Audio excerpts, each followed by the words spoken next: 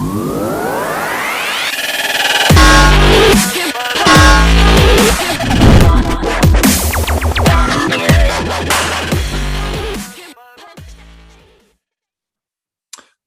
to TopShot NFT. I'm your host, Jason, and today I have not only a great guest, but one of my great friends, Big Dirty Dan Denton, as he was once known as in the professional wrestling realm. His name is Dan Turner. Dan, happy to have you on, and good to see you. We haven't seen each other for over a year because of the pandemic, even though you live about 4 blocks away from me. I know, I've been in lockdown. I have type 2 diabetes, and I first of all, I'm super excited to be on here because I'm just getting into the NFTs and the TopShot and stuff. But I have type 2 diabetes. So since last May, I've dropped 100 pounds, keto, intermittent fasting, and good old DDP yoga. And I'm believe me when I tell you, he's not sponsoring me, but I'm just a big believer in those 3 things, and it's worked well. And trying to spread awareness in the diabetes community. So I may as well get the plug out of the way. You can follow me at Diabetes Army on Instagram or on Facebook, and I try to do a lot to give back. I've had a wonderful life and a great career in the wrestling business, and I'm a businessman now. I've also had a journalism career too, but anything I can do to give back, I'm going to do. So hopefully make a lot of money in NFTs, and then take some of that and invest it back into the inner city and get some awareness happening on diabetes. That's great. And for those that don't know, DDP Yoga is Diamond Dallas Page, former wrestler. And if you haven't heard his story and the people that he's helped, it's remarkable. He was on Joe Rogan. I think he was already really popular with his yoga before then, but that definitely gave him a good spike. But as a guy that's come from the world of, sobriety and recovery, he's also one of those guys, and he's helped a lot of professional wrestlers that you actually have some contact with, Jake the Snake Roberts, Razor Ramon. Hall. Yeah. And, anytime I see those stories, I'm a big fan of DDP as well. The yoga I've not gotten behind just yet, but, I think the core of that is giving back. And just like you said, your mission is to kind of give back to the community that ties closest to you with the diabetes. And you've been a great inspiration. You showed me one of your LinkedIn posts that was, I don't even know how many millions it got, but the reach over 2 million on LinkedIn, and something like 50,000-60,000 likes, if not more. I think it's around 5,000 comments and stuff like that. That's a lot of work responding to everyone. But if you can influence someone to get healthy, I think that who's better than you? I was earlier today doing some media, and I don't want to tie this all up into what I'm up to, but I was doing a piece today for a big wrestling website and talking about diabetes and stuff. And my old tag team partner in Mexico, I was worked for CMLL, the biggest wrestling company in the world. And my old tag team partner in Mexico was Kamala from the WWF days. He was in WrestleMania. He wrestled Hulk Hogan for the title. Just a great human being. And, his name is Jim Harris. Anyways, Kamala lost one of his legs in 2011 to diabetes. And he ended up passing away last year. He lost his other leg, and he got COVID I believe at a dialysis center. And he ended up passing away. And, really sad story. A guy that's entertained millions of people. And, a lot in our community, in the pro wrestling community, we're really big on giving back. So anything we can do to give back, it's special. And, again, I don't want to hijack the podcast here, but I thank you for letting me just get that in. But yeah, no, we're all about it. But I'm super excited about these NFTs. I'm going to tell you that, man. You kind of got the creative juices flowing on them. And what's interesting about this, I'm a businessman now, and so I come from another perspective than you do, right? And some of your listeners, I'm sure, in looking into this and looking at it from a pure financial state and an investment state and things like this. And of course, it's fun. I'm a Canadian, so I'm a hockey guy. I'm not so much an NBA guy. So, after having a conversation with you or two, I ended up finally being able to log into the website and get an account set up and buy a few cards and stuff like that. But I'm looking, the way I see it, what I did was, look, I don't know anything about hoops, Yeah. I can't do the timeouts. I mean, they drive me crazy, and it just stop, start. Right. And I can't do the slap on the arm when the guy falls down. That's another thing that gets me out of my mind. So, but I can get collectible cards because, ever since I was a kid, I collected cards. And in Canada, we used to get these stamps at the gas station. You put them in a Super Saver book and stuff like that. And this is so cool because this has kind of just come full circle to the point where it's still like collecting cards or the stamps or anything, but now it's digital. And doesn't this make sense that at this point, this would actually be happening, right?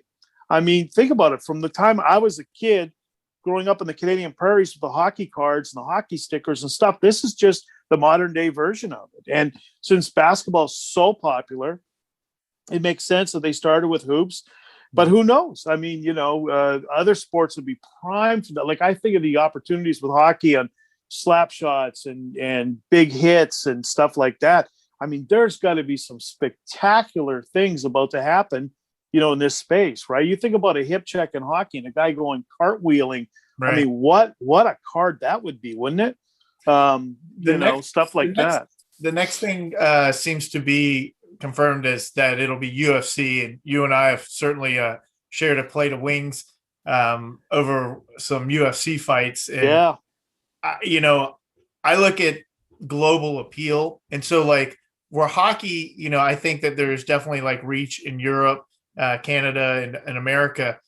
Yeah. Like I can't think of something more global than UFC. Oh, even absolutely. Boxing, and it would also depend on like how historic they go. Like, do you do moments that are older, like with the Gracies, the Chuck Liddells, or obviously like Conor McGregor would be a big one, Jones.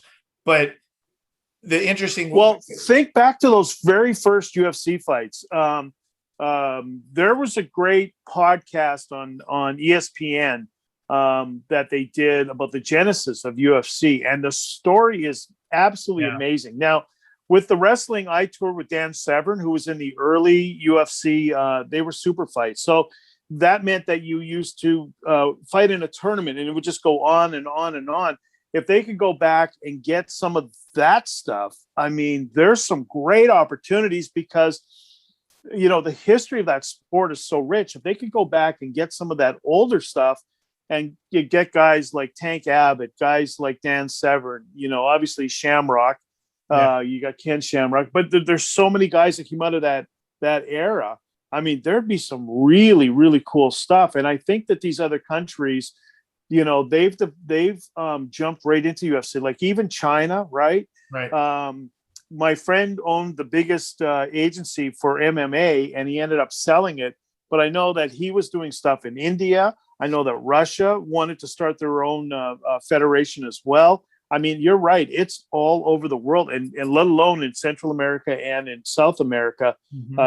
Brazil's one of the mainstays of this stuff. So the opportunity for what could be on the horizon would be huge. I mean, just massive with these athletes. It's interesting too, because when we had some of the TopShot employees on in the earlier episodes of our podcast, one of the interesting things was they're allowed to use any moments that are licensed by the NBA, but as a player retires, then they retain their own likeness. So like the idea of getting a Michael Jordan isn't no longer a contract that you need with the NBA. Now it's a contract with Michael Jordan. So all those historic things will take time and effort to get those moments.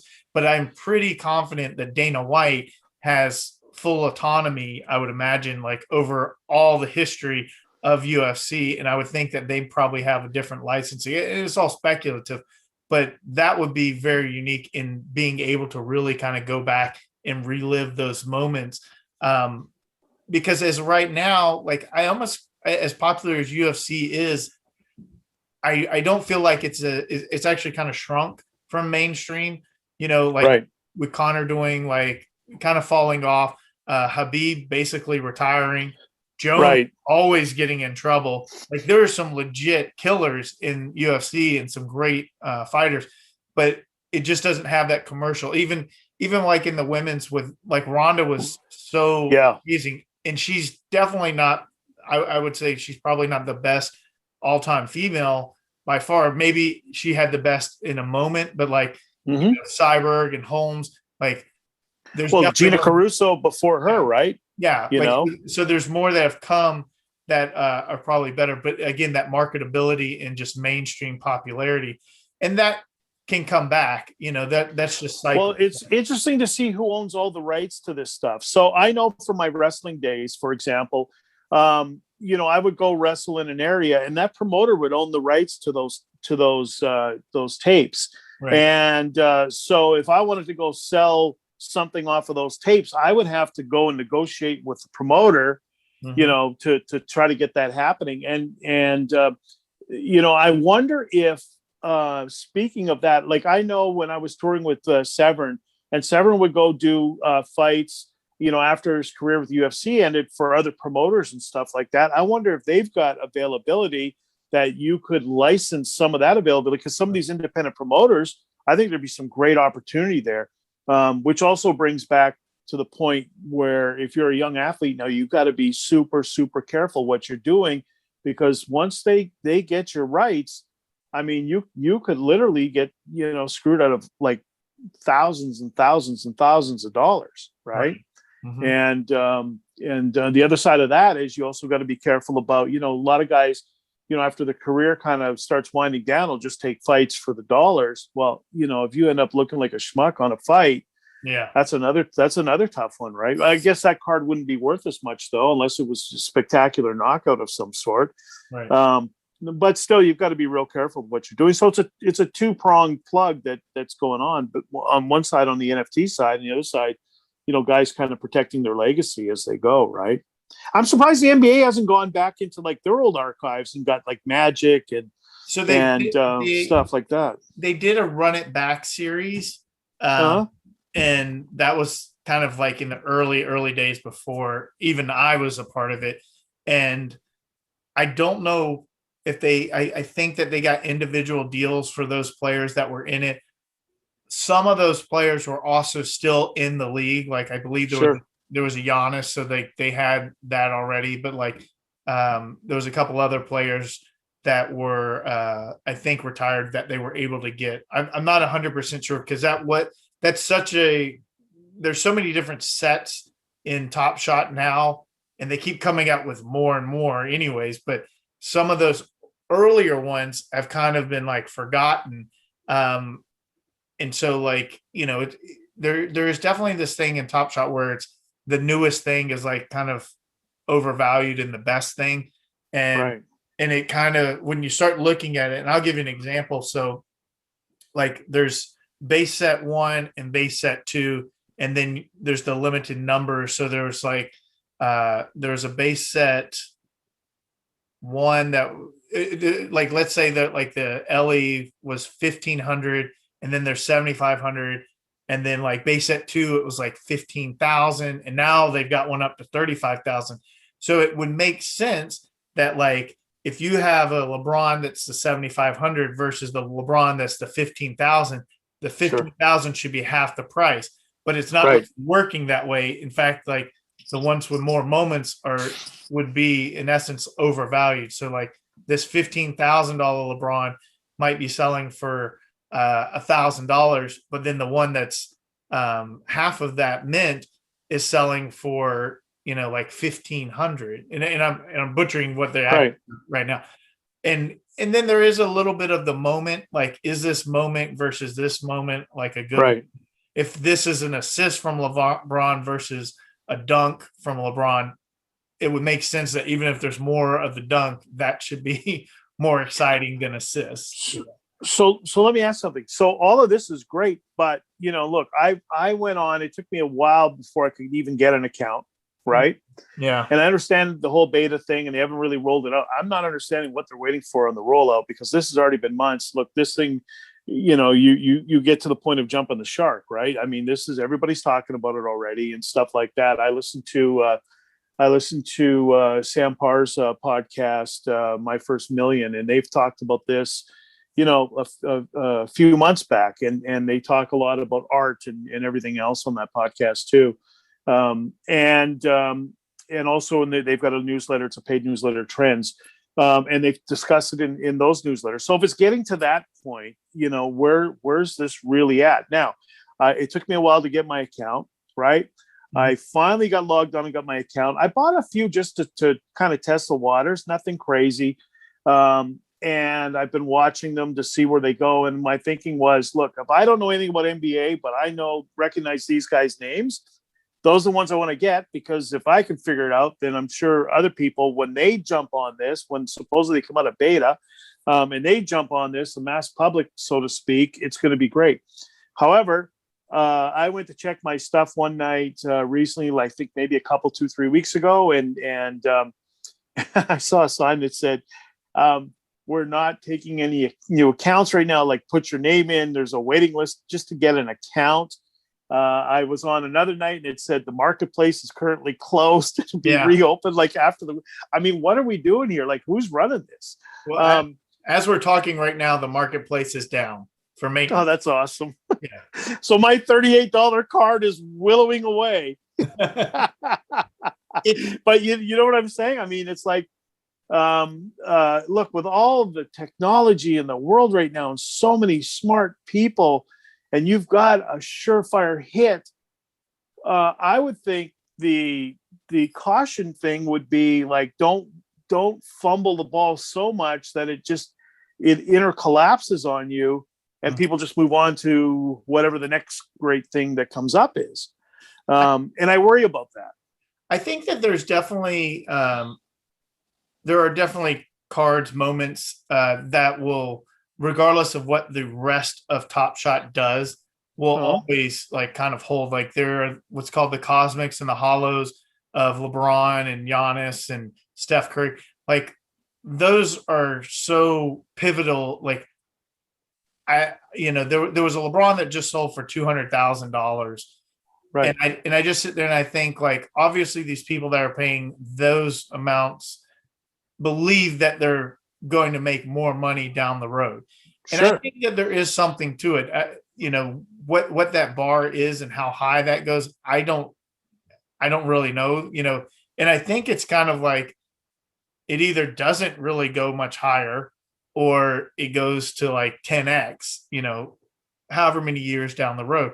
But because it's all the first, one of my concerns when I first got onto TopShot in early January, I believed in it. I still believe in it for the future. I fear that, is this like Friendster or MySpace? And right, that's what I was saying. Iteration will be Facebook, right? And they have a golden opportunity to get it right now. The best thing that I always hold my hat on for TopShot is that they do have this license with the NBA, which is massive. It's like DirecTV and NFL. Yeah. And so as long as they have that, I kind of feel like, doesn't the NBA have the backing to kind of see what's going on and be like, and kind of. Well, and not only that, but the NBA, but you got to think about it. And okay, let's talk hockey for a second, because even if they recognize the fact that they're not all that well known in Brazil or wherever, there's enough northern, cold countries that they could still do a version of this and make that happen. But the league could do it, right? Mm-hmm. NFL. I mean, NFL's known worldwide as well. Is there not enough inside the NFL that they could just do their own deal and do that? And then does that dilute this? When I look at this, I look at it, I look at from a business perspective, right? So when I bought these cards, it was just more like, okay, let me spend a few $100 and just get some cards and stuff. And then I started thinking about, what's the real business here, right? So number one, I got a few cards, nothing spectacular, hanging on to them. And I'm thinking, yeah, when this thing opens up and more people come in, could that drive up value? That's what I was hoping. Not obviously with what I got, it's not going to be crazy, but just the fun. It's almost like a hobby, like the fun of if I made $200 off all my stuff, man, I'd be the happiest guy ever. However, where's the real money here? And always what they say, right? It's selling the picks and shovels, not being one of the gold miner. It's going to be selling the picks and shovels. So what are the picks and shovels for this? Is it creating a digital frame where you could actually have, a frame in your house where your cards just go on rotate through? And I'll bet you're going to start seeing products like that coming out between this and the artwork. I'm sure you're going to start seeing products coming down the pike that's going to let you put a frame on your wall and display your cool, LeBron card, and have it going in motion. And maybe you've got 10 cards and they cycle through. What are the picks and shovels in this business where somebody could really capitalize on making money around the business? Because those are the people who are probably going to get really rich. Right. I think certainly like because then it doesn't matter if you're NBA, NHL, NFL, it doesn't matter. Once you've got that set up, you're going to sell to everyone. It's not going to matter at all, including the art front. And the art front, right before we got on, there was a Beeple piece. Now everyone knows about the $69 million Beeple piece, but there was another one that was on auction over the weekend, and it just wrapped up before we got on, and it went for $6 million. Wow. I'm heavily into Nifty Gateway and just the actual art NFT space, and it's fascinating for that too, because again, if you had bought a bunch of pieces in, say, November, December, you are easily sitting on 6-7 figure portfolios if you held. Wow. But I've bought a bunch of pieces, kind of mid-January on, and I've made money. I've pretty much like recovered my investment, and I have my longer holds, but they're not, 6-figure pieces like the Beeple. My friend has one of, it's called, I think it's called Bull Run, and he bought it for $1,000, and now it's going, typically for around 175 to 200,000. Wow, that's great. But like everyone thinks that's going to happen. I think what's interesting is, with the art space, you just don't know, like, because I see some things and I'm just like, that is the worst thing I've ever seen. Just like regular art, when you go to the Louvre or the Met and you see something that's considered a priceless painting, like I believe Picasso has like an all red canvas, and that's like a priceless piece of art. And I'm like, yeah, it's always like my kid could do something better than that, Right. So art's very subjective. With the NBA TopShot, and I'm curious what you think, and I want to just throw some things out just in case you're not aware of what's going on, because I'm definitely a little bit more close to it than you. Oh, absolutely. Your background is kind of like fixing, stores, like that's your acclimate for businesses. Yeah. So that's what I kind of want you to answer is like, where do you fix this? And what I'm seeing is, first of all, we're having a massive dip in the market, and it's been going on. February was this meteoric rise. And that's where I was, like I was telling people right when I got in January, like, this is something really cool. I feel like the things that got the most popularity were the fact that like, oh, this video is selling for 70,000 or 100,000. And so this influx of users. So are we talking about the Top Shot or the art? Because two different answers. Yeah. The top. Let's go with the TopShot first. So that's an easy one. So what you have to do is get infrastructure on your digital side, right? The reason that market has stalled or gone backwards is because you've got so many smart players on it right now. But that's what they are. They're all smart players. The excitement has died down. The ether, as we say, has died down. So now they're letting it settle. The only thing that's going to drive that ether forward, right, is going to be new players, new blood, and new ether.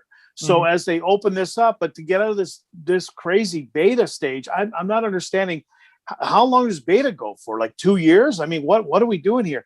They need to open the market up and let more and more people, and they've got to start banging the publicity drum.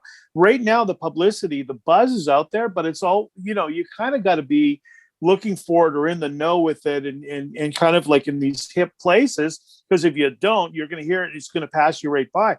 But with no marketing whatsoever on it so far, and an enclosed, entrenched system where you've got to leave your info to get hit back to get an account.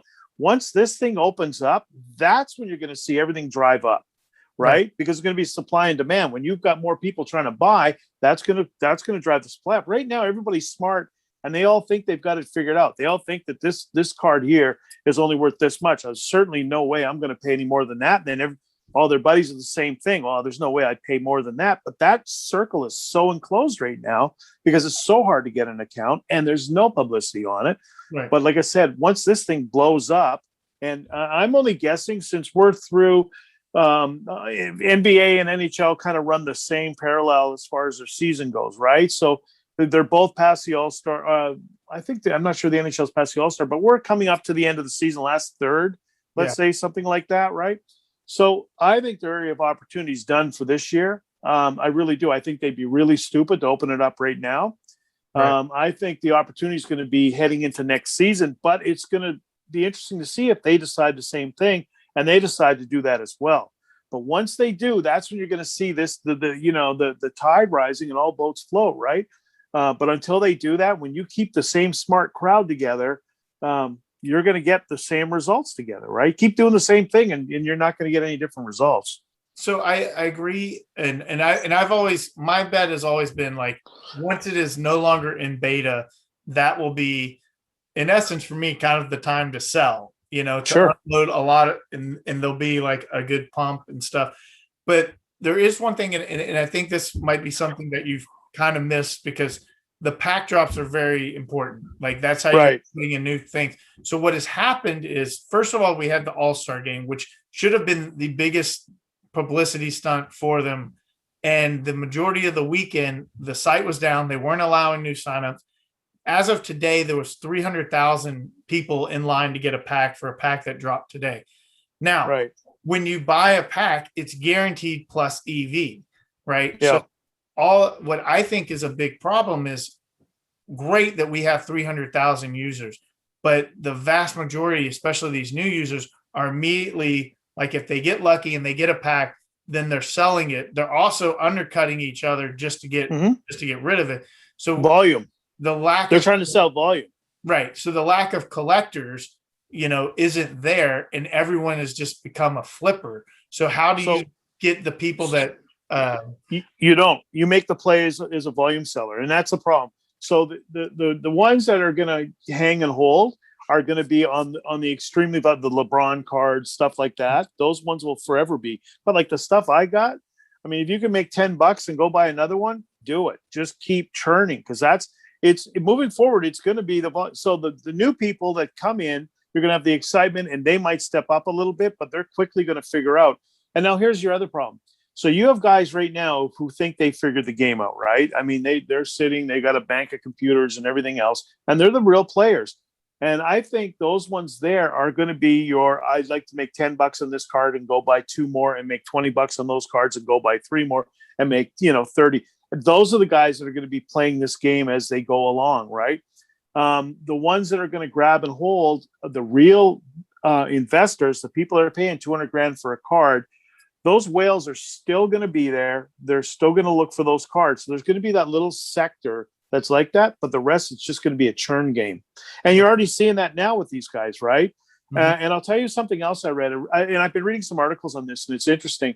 So now the people are saying that guys are working with each other, right? Hey, listen, buy my card for $10 more, and I'll buy your card for $10 more. And they'll wash out against each other. However, we can drive up the market, right? Mm-hmm. Well, you can't do that. I mean, there's laws against that in normal society as far as trying to corner a market and steer a market, right? I mean, you've got antitrust laws and everything like that go into play. But with these, with these investors and these guys playing the cards against each other, hey, Joe Blow, help me out here. I need to get a little bit more in this market. I've got like 10 of these cards. Buy one for $10 more than I'm asking, and I'll buy one of yours more than you're asking. Maybe that'll start driving that market up. That's the question that's happening now. But here's the problem. When they've still got their market closed, all they need is some bad publicity like that to get out. Right. And it's going to be a whole other story. So now they're going to come back and have to prove themselves that this is completely transparent. to the best of our knowledge, it's not going on and on and on and on. So they could have a storm coming at them that they don't even know about. If it starts going down that path, and that storm could be enough to really sink a lot of people. Right. And that's scary. That's really scary. To me, I look at it like the problem is like, so for example, there was this, they did this thing called Seeing Stars. And when they announced the All-Stars, they released this Seeing Stars pack, which were all the All-Star players, which is great. But it wasn't moments from the actual All-Star game. It's just like this new set. And then like a week later after the All-Star game, they released the All-Star game pack, which is the same players except from the All-Star game. So you just immediately diluted the value of this Seeing Stars pack. But what also is happening is you would buy this pack for, I forget what the Seeing Stars went for, but like, let's say $100. And then you were guaranteed this card in there that you could instantly sell for $200 or $300.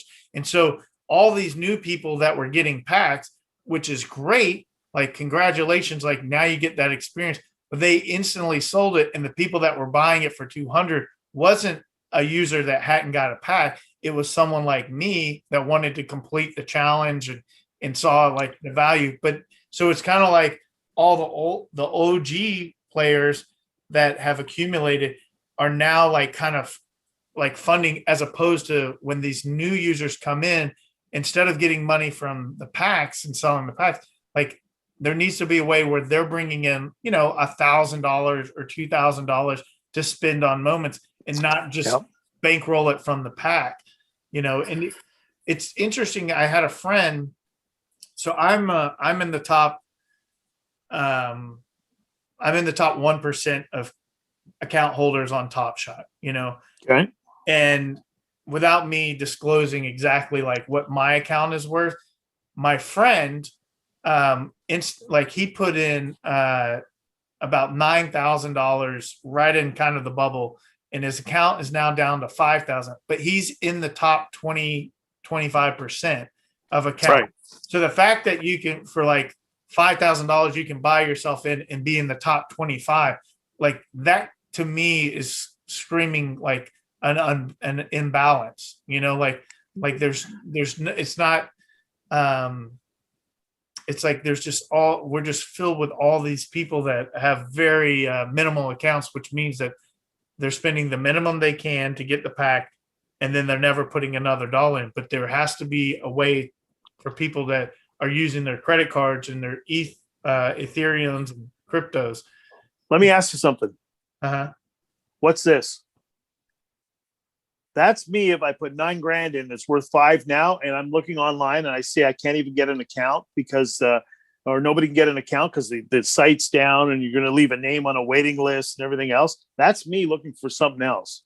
You know what I'm saying? I mean, it's like, it's craziness. I'm not understanding it. I'm not understanding how, with so much technology and so many smart people, they don't have this together. I just don't get it. I have a feeling this is all going to end up in a great, 30 by 30 podcast on ESPN at one point. Oh, the XFL. Yeah. I mean, except The Rock's not buying it. It's funny because Lennox, that's usually my co-host on these podcasts, and you, like, we, all three of us, I humble brag, but like, we're intelligent guys. Right. And I have a background as a professional poker player, game theory. Your background, professional wrestling, but also business, game theory. Lennox is got a strong history in game theory, and they've come out and said that they have game theorists on staff. And I'm just like, either we are so like out of our water, and they're playing this game that's just beyond us, right? Or they hired the wrong people, because I don't see the game theory being optimal at all. There's no game theory in the world. I'm going to tell you something. My business turnarounds are usually in the millions, and I'm very good at what I do. But I will tell you this: there's no game theory in the world that doesn't let you get on a website. I don't care who you are. There is no game theory in the world that during COVID, you have a lockdown audience. That's the best part. This is the best time to have an online business, period, bar none, in probably the history of the world. No better time than right now, right? To have a site that you can't even get on, you got to leave your name on a email list just to get and your marketplace goes down all the time. Do you ever see eBay doing something like that? Right? I mean, when was the last time you couldn't get an account on eBay? And when was the last time eBay was down for the weekend? So I don't remember what it was like. It's before my internet time. Right. eBay was like when it first started. So that's the only thing is like there. Well, it's not about when it first started, because when eBay started, it's not comparable to now with the technology and the people and the smarts that are out there right now. I mean, that's insane. I mean, how does this even happen? And I'm going to tell you something. If you and I are talking about this, you got to know that there's a lot of other people talking about it as well. So what part does just goodwill start going out the left and, hey, I got to get out of this, start coming in the right? You know what I'm saying? Because if we're already talking about it, who else is talking about it? And I've got what's my total investment might be $300-400 and all this stuff. I mean, and it's craziness, and how you're not capitalizing at the best time ever to have an online business. I'm not understanding it. I'm just not understanding it. Is there a little, so first of all, my biggest gripe, and not just in TopShot, but in life right now, is what I call the participation ribbon culture. And so now with the pack drops, they've kind of solved it to get around bots where you get automatically assigned a position in line. So it doesn't matter. You don't have to be the fastest to buy a pack, and your setup doesn't matter. So that is somewhat fair. But at the same time, I don't like the idea that, especially for one of the premium packs, that someone that's brand new to the website has the same odds that I do, that I've been loyal and dedicated, Right. But none of that matters. Loyal and dedicated doesn't, that's, you want to talk about a participation trophy, you'll get one. Yeah. That doesn't matter. It's about who can get it. But it goes beyond that. Who can get it's being limited because they're not letting people in. And then when they're crashing marketplace, because once you get it, you've still got to be able to operate with it. So whether it's you or Johnny Two Legs 08 that comes in, just got his account last night, and wham, snatched up a pack. If you want to do something with that pack, you've got to be able to manipulate and jump into that marketplace. And if you can't even get into the marketplace, where are we going? Yeah. That's the reality. No matter who gets it. I just meant, and this is specific for the rare packs. They have these, I'm a big proponent that the point of entry should not give you everything. Just like whenever you sign up, and like for any of these online education, I don't want to call them even scams, but it's like, sign up for my email and get these 3 tips for, how to improve your business or whatever it is. And it's always just a free pamphlet that's really just a leader into the program. So I'm all about everyone having a fair and equal chance to get these introductory base packs that have the 35,000 mints of whatever card. There should be something that's kind of not valuable at all, right? Not, but when you get when you're putting out all these packs that are just loaded, and the value coming out of them is hundreds, and you're getting 10x on these packs. That's not going to get somebody to stick around. But here's the other problem though. If you make it elite, okay, well, this person's been with us for a long time, so that we're going to do a packs just for these guys. Here's what's going to happen. And this just happened to me. Matter of fact, with another thing, I get an email, and it's on SaaS businesses for sale, right? And I'm a casual looker. I'm always looking for a good business opportunity. And they've had some businesses on there. And now I'm noticing they're getting fewer and fewer and fewer listings, unless you want to pay to become a premium subscriber to it, right? Mm-hmm. And, and to me, where I sit, I'm more, okay, I'll look. If I see something, maybe I'll go after it. But I'm not person is going to plunk down cash to become a premium subscriber on it. But what I'm noticing now is that less and less and less, almost every listing comes out now, goes to the premium subscribers first. And then if nobody bites on it after 2-3 weeks, then it becomes available to the rest. And I got to tell you, I just stopped it because there's no point. I mean, there's no point. So in the case of this, if the guys who have been there a long time get rewarded, you know what's going to happen is all these casual people who they're trying to attract to drive up the values are going to say, well, I can't get it because I'm not one of those guys. This is a ripoff, and end up bouncing because they're going to end up buying stuff that's not going to be worth any money because there's just not enough of them because they can't get accounts. So again, this all gets back to needing new blood, start floating these boats so everybody can have some fun and play with this. But the more you keep it, and I understand it, on one side, but they're not, in my opinion. And look, they own this multi-billion-dollar business, $1 million business, so they're way smarter than I am. But from where I sit, you can't get that exclusivity, and when it flattens in hard lines or straight lines, you've got to do something to change it because if you don't, nothing is going to change. It's not magically going to just reappear because, okay, let's just analyze this for a second. You've got the same amount of users, basically. They're trickling in because of your website issues and stuff, right? Marketplace is going down sporadically, right? So you've eliminated, boom, boom, two of the things that are going to drive your value up. Now, what's the only other thing left? Just adding more and more and more cards to the market. Well, what happens then is you end up diluting the pool, and now you're in an even worse case scenario because you can't get users, your marketplace is unstable, and now you've got a diluted pool. And again, these 30 by 30 podcasts are amazing.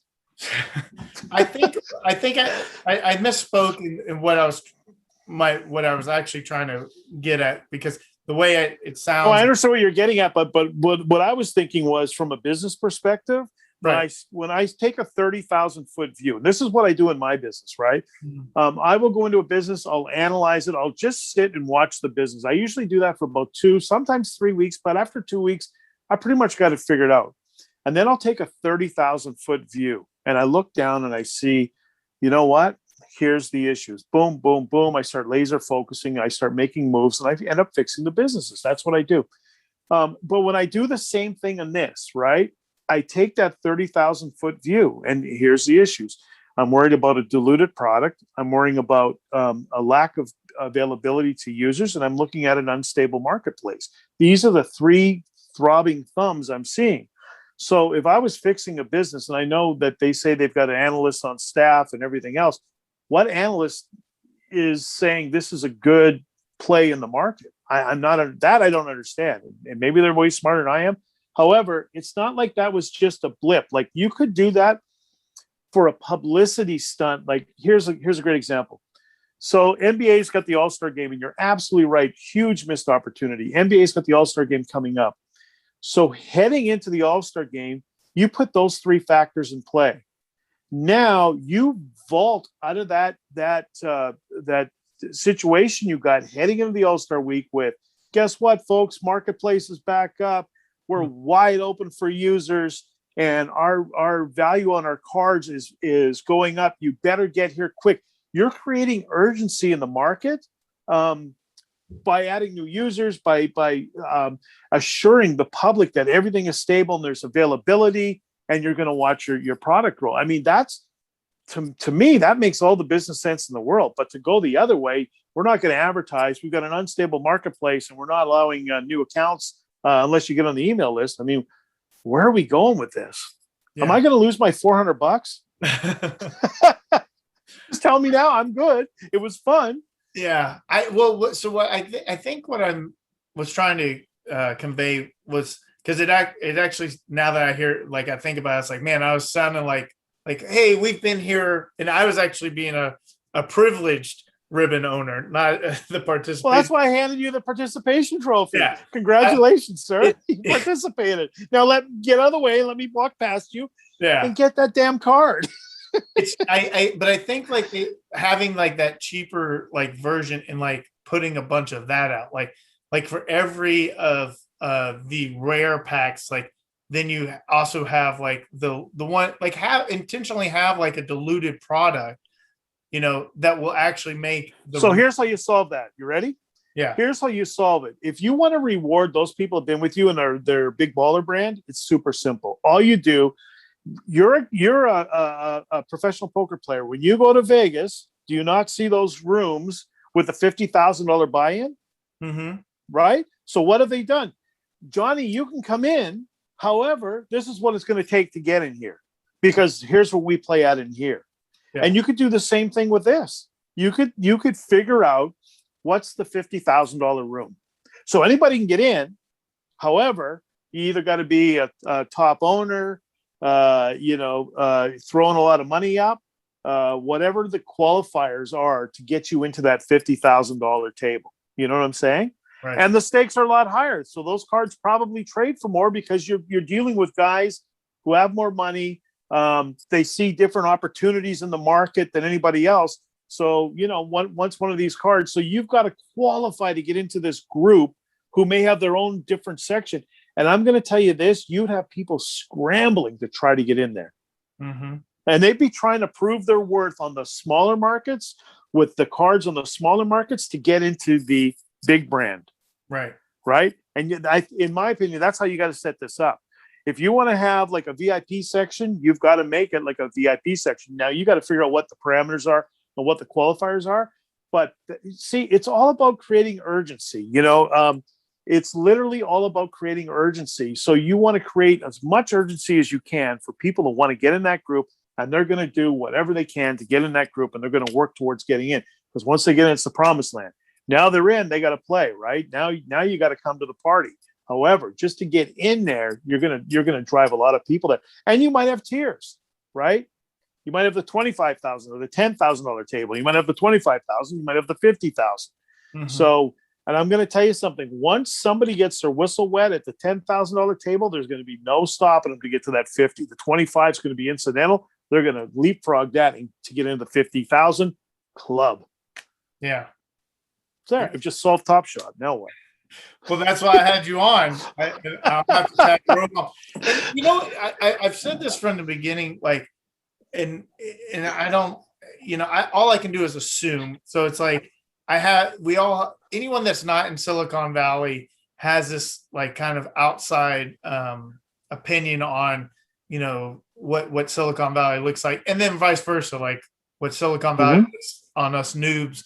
And I'm just like, that's where I've just kind of like been sitting back, and I'm like, man, I really hope they're so smart that it makes me feel really dumb 6 months from now. Like, I've never wanted to be so wrong about my opinions and suggestions on where to take this than right now, but you'd see indicators at this point, don't you think? You'd see some indicators somewhere. I haven't seen any, and I'm not as close to it as you are. However, every time I check in, right, I'm smart enough to go back and analyze. And every time I check in, I'm not seeing the indicators that this was a set play. The indicators I'm seeing, it was a mad scramble. It's like, I definitely think they got caught with their, tail between their legs. Like, and this is an epic hockey stick, that can still, like, 300,000 users really is not a lot, Right. Like, you should you could have expected this, like when it went to like 50,000, and it's like, I don't know enough about. Do you know how many users are there? Do you know? 300,000 plus. There's 300,000 users. How many are on the waiting list? Do you know? Any idea? I don't know. Guesstimate? The signups have been open, so you can sign up. And they just keep telling us, like, every time, like this, like they expand more, other things break. The flow chain that they are building everything on, like, is rather new technology, so all the answers that they're giving or excuses, like, are valid. But at the same time, it's, to me, it's kind of like when I go to McDonald's, right, and you get my order wrong, I don't care that your sister yelled at you before you went to work and you're upset. Like, you've got a job to do, and as a customer, like, I expect it. Like, and so it also hurts because now I might not come back to your product. Like have you ever seen? I read a book about the genesis of FanDuel, and so it's FanDuel, and what was the other one they merged with finally? DraftKings. Yeah. What a really interesting story, and I kind of can relate this back to that, because here you had something. Theirs was more edgy because they had to get clearances in different states to be able to do this, right? However, they had the same thing with signing people up with platforms, making sure they're stable platforms and everything else. It was kind of like the early, not really the same, but kind of the same situation of two tech companies growing, right? And then finally coming together to merge. You think that somebody may have looked back on stuff like that and said, what can we learn from those case studies, right? What can we learn from FanDuel and DraftKings as to how they grew and their growing pains as far as signing people up and the urgency? And the same thing, you're dealing with sports stars and stuff like that. And same kind of crowd is getting into it and stuff like, along the way. So I'm surprised that they didn't take, maybe they did, who knows? Like I don't have access to these guys. So I'd love to sit down with them though for an hour and have a real good conversation, but who knows what they looked at. One thing, and for online poker, and I think that TopShot is, we want to, you might want to craft it as like it's a collector space, and it is. However, there is a lot of elements, and I've said this many times, of online poker, obviously DraftKings, FanDuel type stuff. Like, and what is the number one thing that hooks every user to not just be playing the free poker or the penny DraftKings? They always do a match play where the company matches. So you put in 100, DraftKings gives you $100 extra, Right. And if they did that where it wasn't for packs, like, add your Dapper balance and we'll double it. Right. So now you're getting and make it a one-time thing. So like, obviously like a max of say $1,000. Right. Right. And the company, Dapper, would be able to cover that match, which they will make ideally on their 5% transactions. If they're doing, they've done, they did, let's say 10 million today, and they get 5% in transactions, so it's like they're making plenty of money on that transaction. And what's interesting is that 5% actually takes that money out of the ecosystem too, so that's the rake, just like but you're talking about a great promotion and a match promotion. They don't have any promotion, let alone a match. They just watch the NBA All-Star game from the stands. Yeah. So, I'm with you. I think that's a really smart. And even if they got scared and they said, hey, you know what, in the first $25, we'll match your first $25 or $10 or whatever it is, right? Anything. But they've got nothing that I've yet to see anything on this, except for, again, being in the know with certain podcasts or newsletters and stuff like that.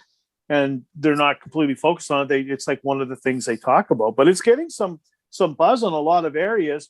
But when you're getting that buzz, it's so pertinent that you don't squander it. And then, we've talked about a number of ways this thing could really go. And who knows? I mean, I literally, who knows what's next? As a wrestler, promotion, especially self-promotion, was huge. So what can you kind of take from that knowledge that that you could apply to something like this? Like what is there any kind of correlation that they can use? Absolutely. So when you talk about in my days in the wrestling business, how you built business was drawing fans to a building, right? How many people are going to come and see you? And you would do it with the exclusivity. So let's talk about that for a second. So this might look something like this. I would go to TV, and I was always a bad guy. So I would go to TV and I would start with maybe jumping in on somebody else's match, like one of the good guys or baby faces. I jump him in his match and beat the crap out of him. When everybody came pouring out, I took off. They couldn't get me, right? So now what am I starting to do? I'm starting to create this whole program that we're going to run. And then maybe in the arena, the next time we're back in that city in the big arena, same thing. In the middle of a match, I go out and jump the guy and leave the guy lying, and people are going crazy and stuff like that. I one time gave a pile driver to somebody, and somebody called the ambulance, and actually it was the DDT, and the fan called the ambulance. They thought I had killed the person in the ring, and the promoter got so mad because he had to pay a $275 bill to the ambulance that nobody was taken away in. However, what we did create was a sellout crowd for the next time I went back. Mm-hmm. And so what you're trying to do is create a buzz, number one, right? You're trying to keep it exclusive. So you can't see me and him wrestle on TV. The only way you're going to get that is to come to the building. So you can't get these cards anywhere. The only way you can do that is to come to this website and get on this website. Mm-hmm. And then we would self-promote all the time. I mean, just doing publicity. I mean, I did so much publicity. The other thing I used to do a lot of, and to this day with my Diabetes Army, I used to give back a lot. So I would do a lot of charity events. I was like such a bad guy, such a loudmouth. I literally had people, at one point I was on a national show in Canada, and these people went and picketed the TV station in Toronto. We used to do the TV in Vancouver, went across the country. They picketed the TV station in Toronto against me. So, but the fact of the matter was I was one of the top requested people for charity work, because I would be an endless supporter of charities. I would go, I would do a lot in the community, a lot of goodwill, a lot of giving back.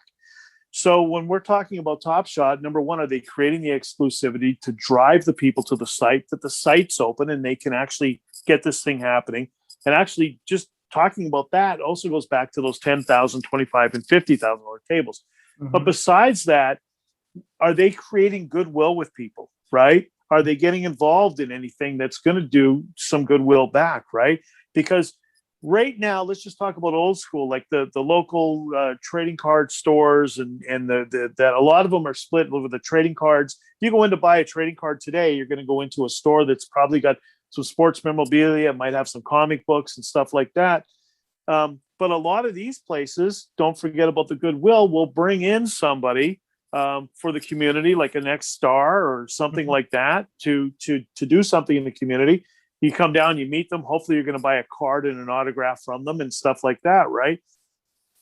But they haven't even they're not even to that point. I mean, they're at the point still where I keep harping on this, but you got to be able to open up your marketplace to get your stuff back. But there's so much opportunity. And then not only that, what about the guys themselves? So if I'm going to tell you, if this was the wrestling days and I had a card in a wrestling's version of TopShot, I would be banging the drum. I would be trying to drive the value of that card up as much as I could.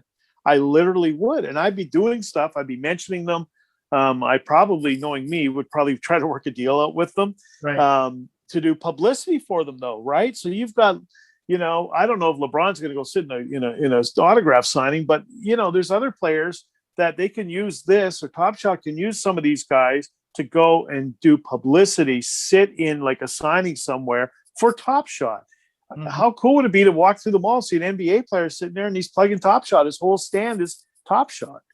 And the cost of that would be nothing. And think about all these parents with kids and right, stuff like that. I mean, it's huge. So they do have a number of players that are certainly getting on board, and they're doing like live streams where they're opening packs.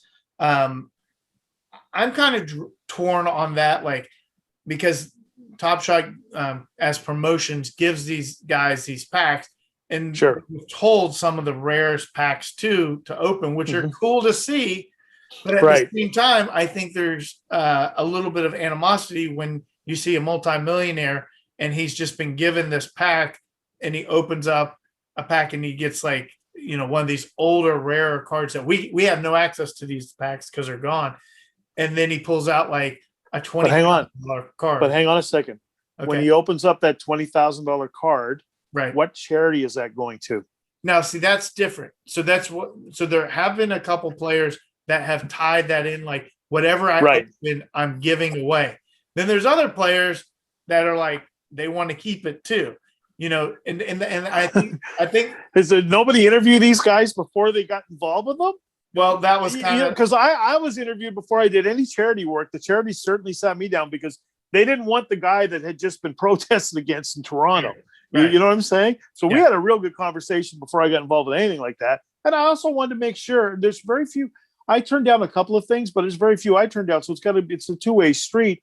But who would have a guy open the pack and keep the cards? Where does this happen? And that was kind of you told me that.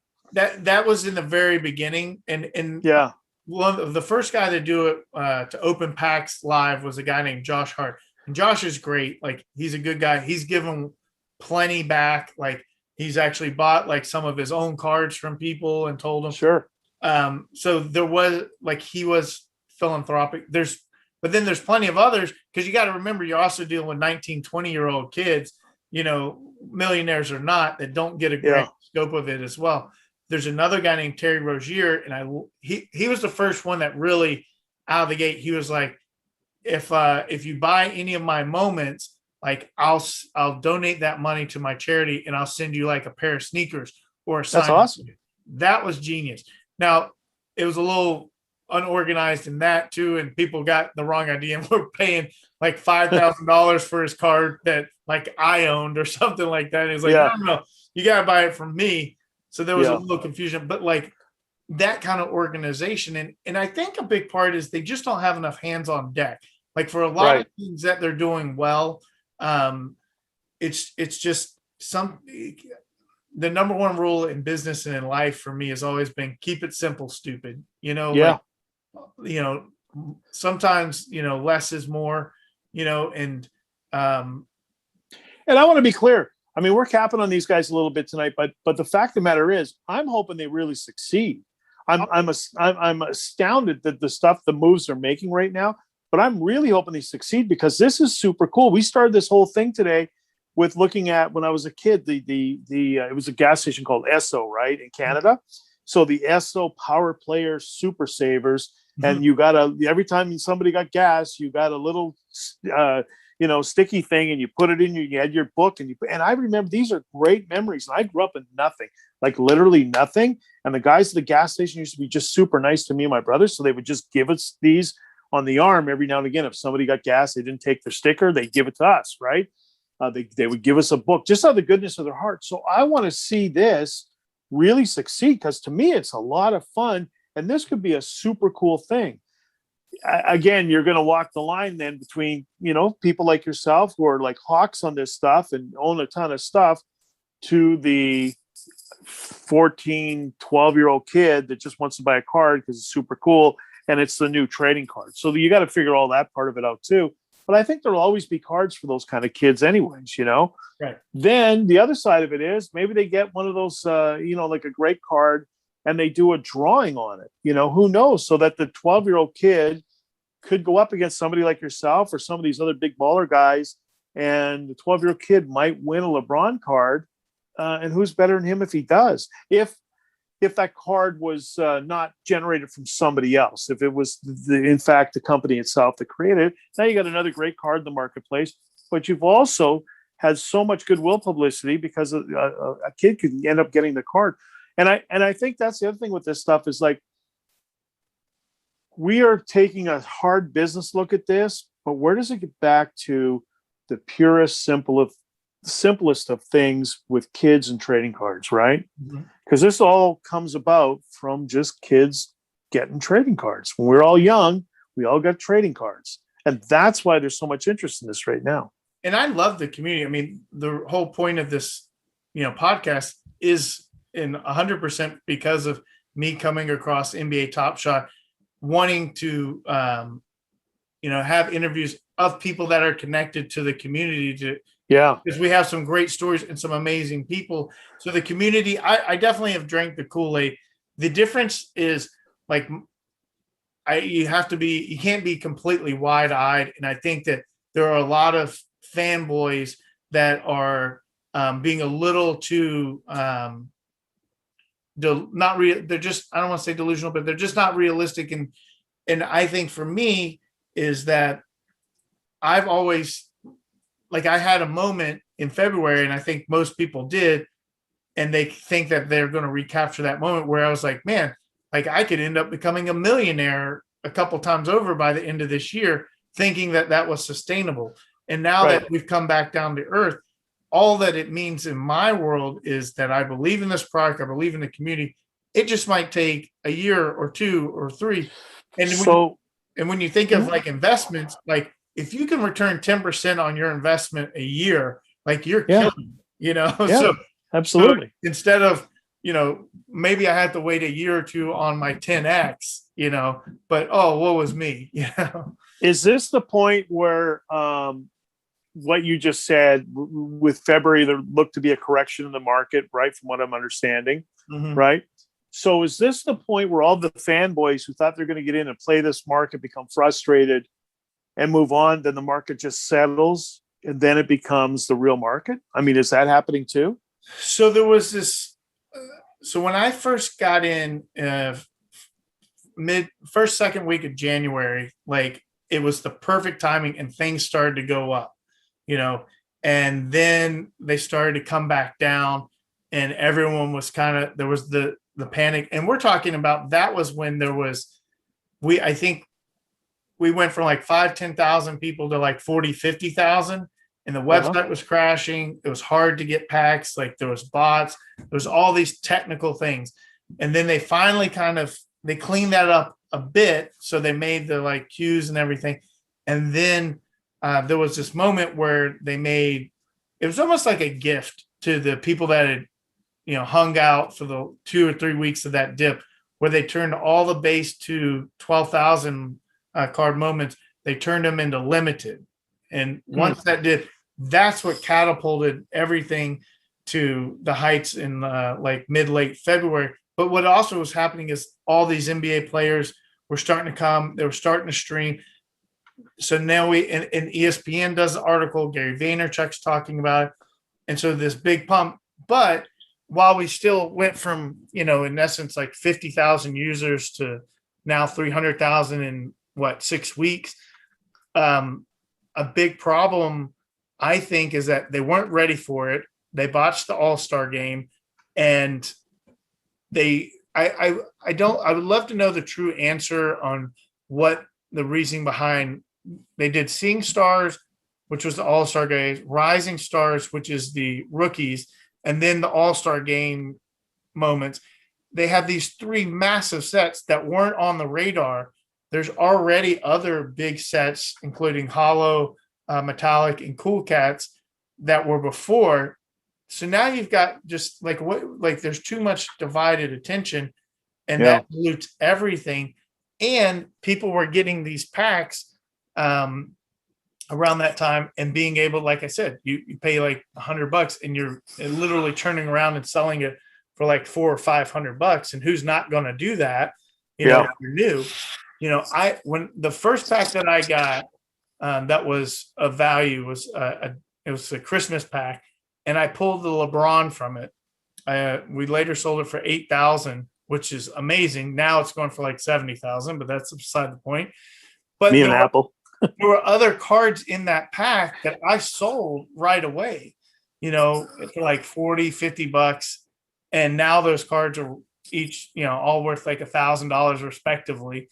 But like, I was like, I spent $250 on this pack. I sold these other cards and made like an extra $100-$200 profit. And then I had this Golden Boy LeBron that I then sold for $8,000, but even still, like I had to sell almost all the cards in the pack to kind of break even, except for this one LeBron. And now I don't know. I think they just kind of, they've oversaturated it. And there, again, I think the best thing is that like match play, like to hook them in where they have to spend their own money. Because right now, now they got to get a little creative too, right? You talk about match play and stuff. Now they're going to have to get a little creative and come up with something to rejuvenate the marketplace a little bit. It sounds like, and I'd love to do that. But you know what happened to me? Here's a good one.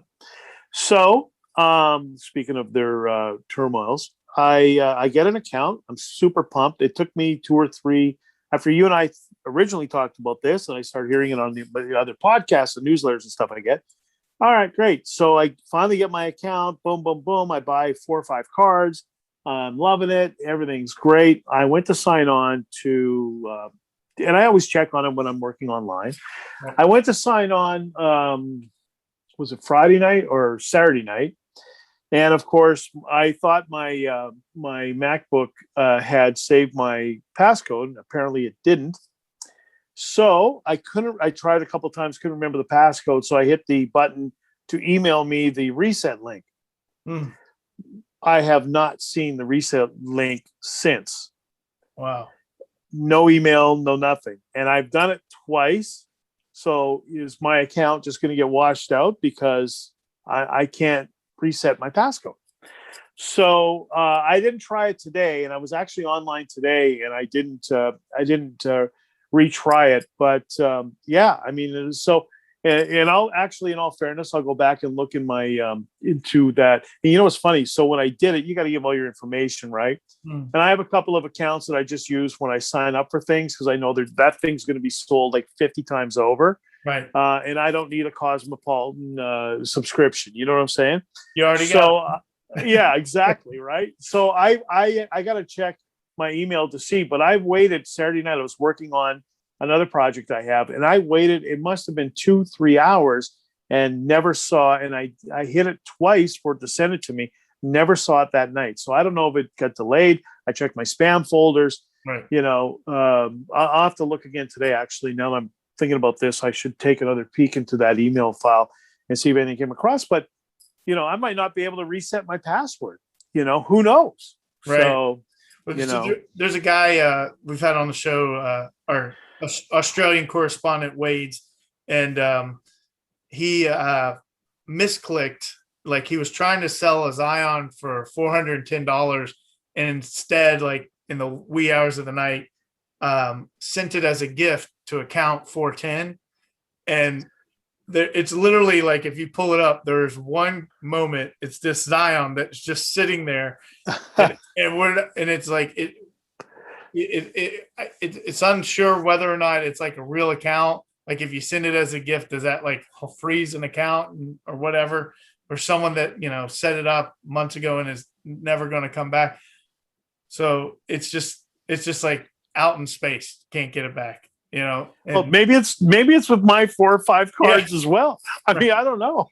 I think, I mean, I'll help you out, and there's support, you know, and someone that you can contact, and they're so backed up. So that's going to take a while, but the reset is different. I'm not checking like, yeah, I know. And I'm not checking like every 2 minutes, obviously. Right. I completely forgot about that. Was Saturday night. And I just, now in our conversation, I just remembered now.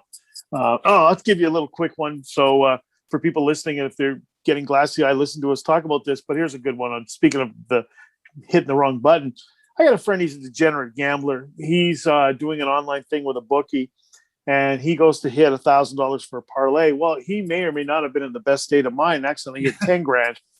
Well, he realized he had 10 grand, hit the panic buttons, but it was too late. It hit, paid him $160,000. Wow. They went to his work. They had to take him in the parking garage, give him the 160. And he walked in, quit his job, went to Vegas, and he lost it all in 3 weeks. So, boys and girls, moral of the story is don't quit your job. Take vacation days. Do not quit the job. So anyways, but hopefully that's not going to happen in the Top Shot world. But, you know, there's your little commercial interlude. I feel like I said, like I got into this, and the meteoric rise I was experienced early was surprising, but like I was banking on, you know, a longer term vision, and I have my strategy where I try to buy 3 of each, and I sell one when it, you know, ideally triples. I hold one for like a peak, and then I'll have one for longevity, like for the 2 or 3 years, and, you know, my retirement or something like that, or it'll be worth nothing, you know. But my strategy is that first of the 3 recovers my investment, and then I'm playing with house money. There's nothing more depressing than looking on those cards. So here's my great strategy, right? So I don't know anything about the NBA, right? But I figure if I know the guy, then, you know, hopefully in the future, there might be something with this card. So anyways, so I have this genius move. So I go on and I look at what's the kid's name who was with the Lakers, now he's with the Pelicans. And Lonzo Ball. Oh, Alonzo Ball. There you go. So I see his cards going for, I think it was like $38. Okay. And I as crazy as his dad seems to be, I'm a huge fan. Huge fan, because he's great. All he's missing is a ring, and he's in the wrestling business. I mean, this guy promotes like no other. I love this guy. Anyways, so I'm a massive fan of the dad. So I buy 2 cards at $38, and I'm watching the how I end up doing it is I watch the serial numbers and see exactly where they're at, and then I look above and below and see what I just try to take a wild guess at the market, right? So now I start thinking to myself, well, maybe I can corner the market on these cards. I buy 2 at 38 and 1 at 99. And I got to tell you, every time I log in and look at top sale and it's my name, oh, that pisses me off. So ixnay on that strategy, unless you're going to buy like 12,000 cards, I guess, and create my own marketplace. But that was that's my experiment. So I think like of the 5 cards, I think one of them I may have made like $10 or $15 on, and the rest on at least 3 I have the top sale, and they're like, I mean, again, they're like $40, like $35, right, whatever. So I'm not exactly hitting 1,000, but I'm on here telling them how to run their company. And right. I can't even get my passcode to get back into my account. So take all this with a grain of salt. However, I do know business. So I want to ask you this, with TopShot, especially in sports, I think there's something cool, like you were saying, like if you were a player and like promoting the hell out of your card and your and stuff. So in your wrestling career, what would have been like, let's just go with like your top 2 moments that you would have liked to have seen as an NFT. And if there's video evidence of it, you could be in business doing that, Well, I just saw some video of me today from Arena Mexico. So for sure, probably, winning the Canadian Heavyweight Championship. I won the NWA Tag Team Championship. Those are great moments. A great moment would have been, I was stabbed in the back walking to a ring one night by a lady who had jumped up and attacked me from behind. The crowd was so crazy and loud. I was going to do a cage match. And so I got stabbed in the back, and that would have been a really interesting NFT of having some lady right into my back. But I would say the top one would probably be the night we lost our masks in Arena Mexico, 20,000 people in Arena Mexico, in Mexico City, riot police around the ring. And what happens is when you lose a match like that, my partner said that, so he got unmasked first. It was me and my partner against 2 legends in Mexico. So he got unmasked first. We stretchered the one guy out. So he left. And you want to talk about building an interesting night. So he left. So it's now us 2 against the one guy. Well, he gets a quick pin on my partner now. So he's eliminated. Now it's just me and him. And he ends up getting a quick pin eventually on me as well. So the building goes crazy. So we get out, and my partner's going to get unmasked first. So they unmask him. But I see how hot this building is. And like I said, we have riot police. They blocked off the arena, around the arena, for like 3 blocks in Mexico City. So what we did was I got back in the ring. And when you're in that situation, same with the UFC guys, because I fought before I got into wrestling. I did some of that in Canada. And, the people are yelling and screaming, and you often can't hear what the guys are saying in a ring. So there's no way with that many people, as crazy as these people were, because they were about to see their legends getting unmasked had we had won.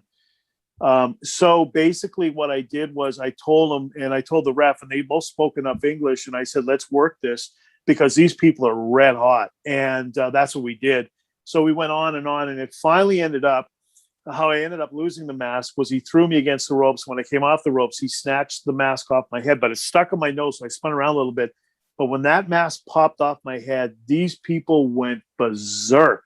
They're already crazy, but that would have been a really cool NFT. I can't I can't think about anything in my career that would have been better than that. And just with the crowd exploding and me being unmasked and everything else and in front of all that many thousands of people. So I think those would have made cool NFTs, and especially in a country like Mexico. So it's the Cathedral Lucha Libre, they call Arena Mexico. It's a grand building, holds 22,000 people. It's a beautiful, beautiful old arena, and it's much akin to a hockey arena, what we would know up here.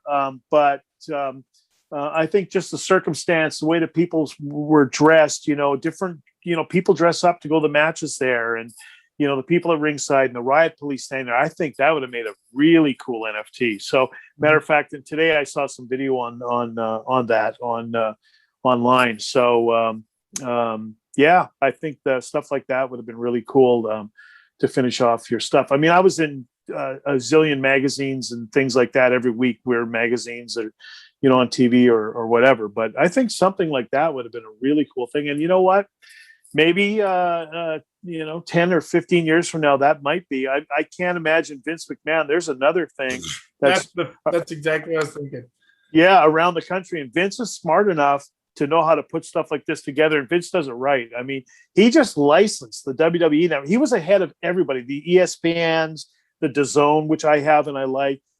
He was ahead of all these other networks, and he just licensed the WWE network for millions. And I say license, he didn't sell it. He licensed it to, I'm trying to think who got that. Did ESPN get that? I can't remember. But he licensed it to somebody for it's is it NBC or is it Peacock, I think, may have done it. But he struck a huge deal for this. And Vince is smart enough to know what to do, how to do it. And he's smart enough to know if he doesn't know how, he can hire the people that do. And that would be really interesting, because I could see Vince already went into bodybuilding, right? The World Bodybuilding Federation, XFL. He's done XFL twice. Vince is smart enough to know that if it worked for wrestling, what else could Vince expand into, right? And that's really interesting to me. Really, really interesting. This whole space is interesting to me. I mean, the NBA stuff is like the first out of the gate. But what I'm really interested to see, and that's what I jokingly said I'd be looking for whatever the next opportunity is. But I'm really interested to see what's coming down the pike next, because you got to know there's some smart people right now trying to figure this stuff out and how to apply it to other things.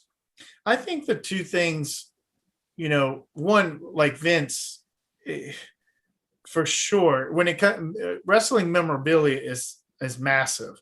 Yeah. We had a former NBA player on, Shelvin Mack, and he mentioned what he thought would be the coolest is if you could have this moment, but you could put an Oculus on and be sitting in wrestling ringside or courtside and like kind of relive that moment. Well, there is now, if you go on Oculus, because I've got an Oculus and it's one of the coolest things. I'm a kind of a geek and a nerd. For a guy who used to get in the ring with a barbed wire baseball bat in a steel cage, I am kind of nerdy and geeky like that. There's an Oculus thing now where you can actually stand ringside on the corner of the ring, standing while the match is happening, and you can hear them slapping and punching and kicking and everything. It is so crazy cool. And I've seen NBA ones with Oculus where they're above the basket and the players are running like right at you and stuff like that. That Oculus, that's a whole dude. I could talk for 2 hours on Oculus. That's crazy. But that's all coming at us too. So who knows? If you had to pick, like, what were your, I mean, obviously there's wrestling that is iconic before WWF, WWE, but it seems like the most iconic moments are probably in the WWFE. So I think like if in the TopShot realm, the LeBron Kobe tribute dunk is kind of like the most iconic moment. Sure. And then Luka has a game-winning three that's very iconic for him. So if I'm thinking wrestling and see if you would change this, my two iconic historic wrestling moments would be obviously Hulk body slamming Andre. Mm-hmm. And then I would probably go Undertaker, Mick Foley with the stage. Oh, well, first of all, off the side of the cage, and then secondly, through the cage. That was insane. And look, I've done a ton of cage matches in my day. So first of all, look, anytime you're in a ring and you fall, they say it's like being in a car wreck, right? And you're in a car wreck probably 15 times a night in some of these matches. And then you add the steel cage to it and stuff like that. Working in a cage is people don't understand. Like they say wrestling's fake. It's predetermined. It's not fake. And I'm going to tell you, every time you land, it's a shock to your body. But when I saw Mick Foley come through the cage, I mean, I cringed. Like I can't, because the whole thing is you've got to land flat. Like if you just a quarter of an inch shift, you literally could kill yourself, paralyze yourself.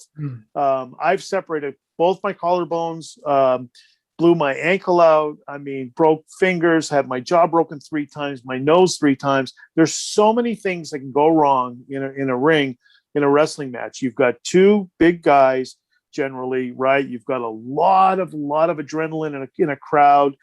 You're moving around, big guys flying through the air, and it just takes a nanosecond to be the wrong spot, and you literally could be done. And it's amazing that we were able to do it. In my days, it was 320 shows a year, right? Out on the road for 320 shows a year. And I look back to that Undertaker and Foley going through that cage. I mean, and I've done a zillion cage matches in my day, Indian strap matches, barbed wire baseball bat matches, all kinds of things. But to see Foley go through that cage, I mean, I just cringe. And I don't even, I'm trying, when I fall, and even to this day, I slipped at a pool a couple of years ago. When I fall, I go into this mode in my head. It's like slow motion. So anytime I took a huge fall in the ring or even out to the floor, I would literally be in slow motion. There's a weird mind space I would go into where I could literally turn my body, move my body, and I would think of things, right? Hey, I'm coming down. I got to make sure I'm flat. I don't want to put my legs under me. I would think these thoughts were like, it was literally happening in slow motion. They came down. And I looked at that fall from the top of the cage and I was wondering, I wonder if that's how it went through with him. Like I'm trying to put myself in that mind space where once that cage gives way and what your thoughts are, I got to land flat. Cause you are concentrated, right? You're going to tuck your chin. I want to make sure I land flat. But when that hits, wham, oh my God, what an impact that would have been. And then the next thing you'd say, so first of all, when you take those giant bumps like that, we call them bumps. When you take those giant bumps like that, you sit and you're shocked. And then you start moving your body to make sure everything moves. That's what happens. And the ref always comes over and he checks. So he'll stand over you and he'll check on you and ask you, all right, you all right? And you got to give the ref a yes or a no. Because if you don't know where, and I've been knocked out in a lot of rings in different cities all over the world. If the ref sees it, you don't know where you're at, then it's a whole different party, right? Yeah. And especially your opponent. Your opponent's not going to look at you. He's going to ask the ref, is he okay? Mm-hmm. So, guys are just professional like that. And that's just how that business goes. But to fall through that cage and you saw the door just swing down like that. I mean, I get chills just thinking about that bump. I mean, I can't imagine. That call as well by Jim Ross. It was classic Jim Ross, that mm-hmm. you would think was over exaggerated, but at the same time, it was completely real and authentic. And he's like, he's dead. Yeah. And coming off the side now, don't forget you're going to go through the tables, and you've got boxes. I'm assuming, I think it was boxes they had underneath, or they have a mat. So you're gonna go off the side of the cage. There's 2 ways to fall, right? So you're gonna go off the side of the cage, and you're gonna come down on that. That's a target that you're facing, and you can, again, as I said, your head goes into a different mind space where you're gonna be in slow motion. You're gonna steer yourself to that target and go down, right?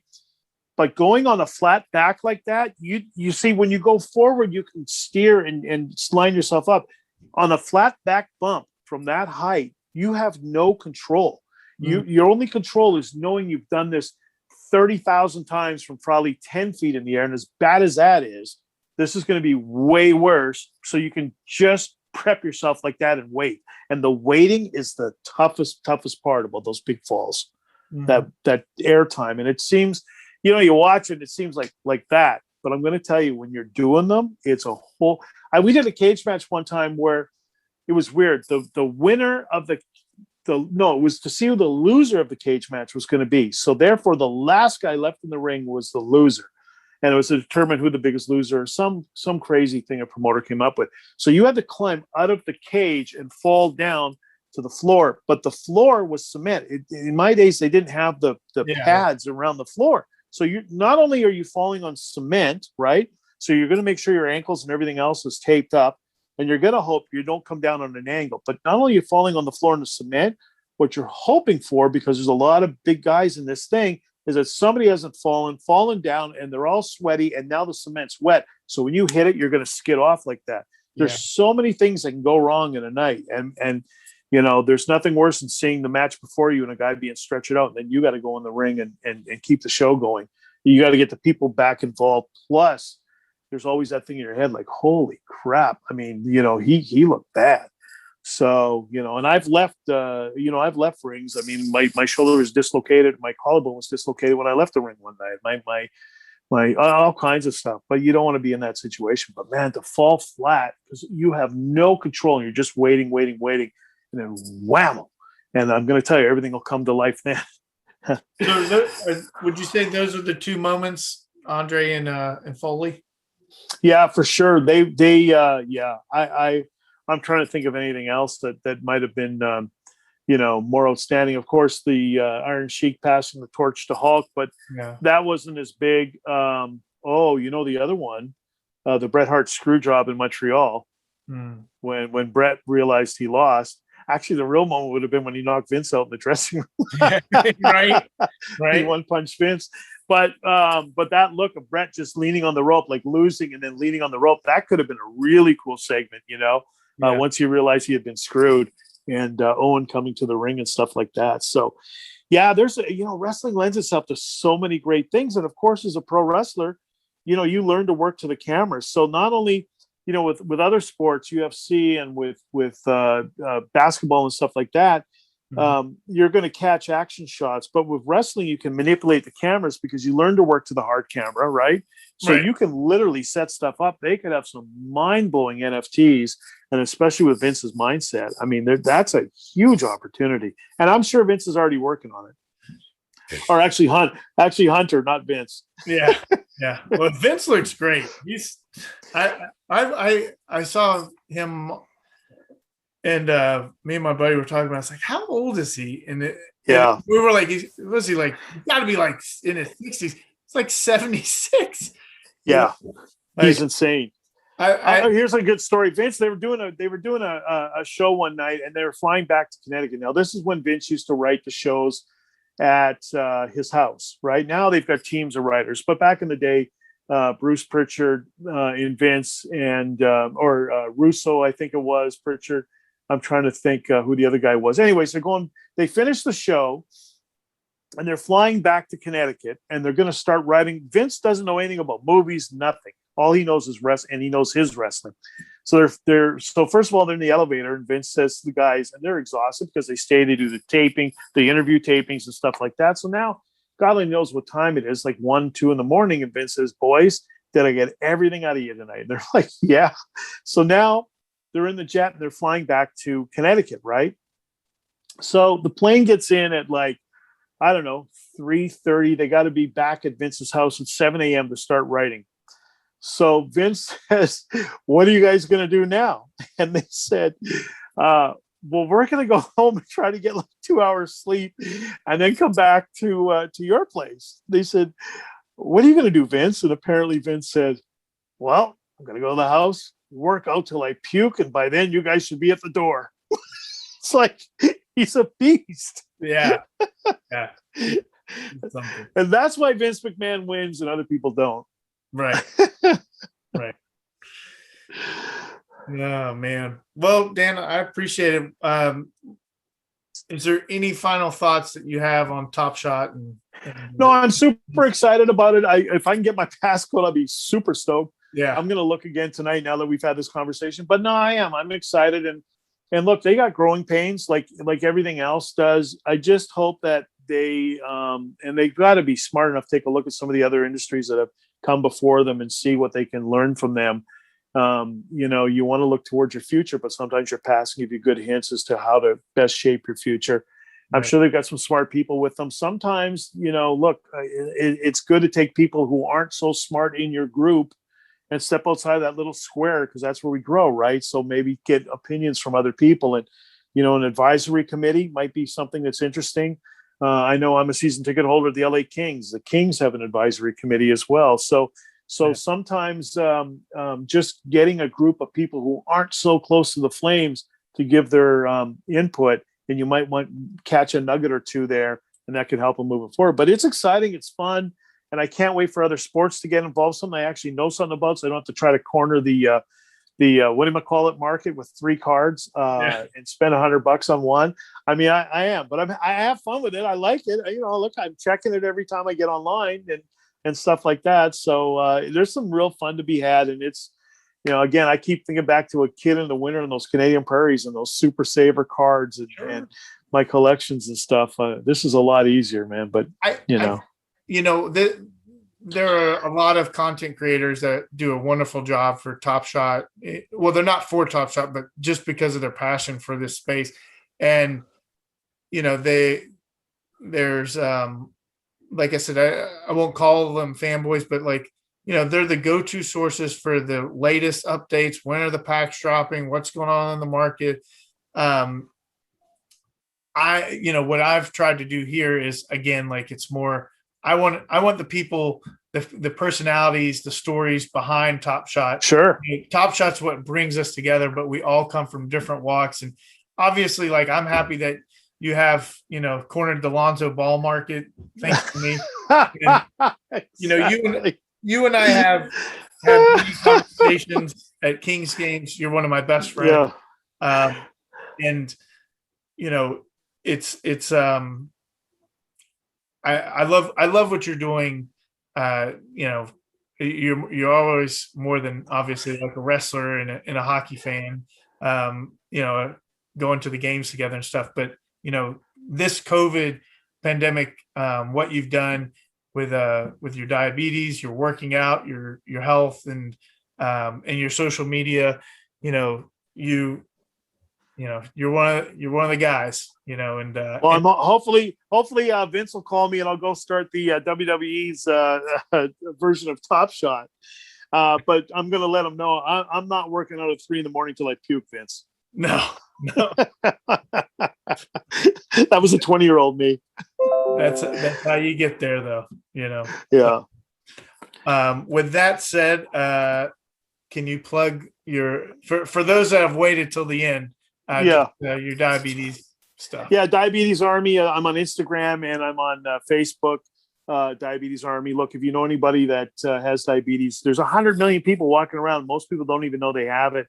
Mm-hmm. Again, I lost a friend of mine, Kamala, from the WWF to it last year. I lost another guy, Gary Allen, who was a referee up in Canada, and it's something that a lot of people don't know they have. And I answer every DM there. I respond to everybody, and I just try to create awareness around diabetes. It can be managed. Type 2 can be managed and even reversed. So I'm living proof of it, working on doing it. But look, if I can help people in their journey or steer them in the right direction, I mean, I think it's just all worth it, because if people get healthy, they can go buy TopShot cards. And I think you're doing a great job of this podcast. I like it. I like the format, and I'm looking forward to seeing the future of all this. And I think you're in the right spot, right time. And again, I ask, what are the picks and shovels? So that maybe the next time we'll come up with some ideas about picks and shovels, and we'll circle back, because I know there's got to be some good ones out there. I haven't researched it. I've just thought quickly about it on the drive, my commute to work. However, there's got to be some cool picks and shovels and all this stuff. Yeah. Well, I think we're missing our brain food. It's been a year since we got together and had some chicken wings and watched some people kill themselves in the octagon. So as soon as we're getting close, so as soon as that happens, we'll be able to brainstorm and take over the world. So. Awesome. I love it. Big Dirty Dan Denton, aka Dan Turner. I'm Jason. This has been TopShot NFT. We'll see you next time.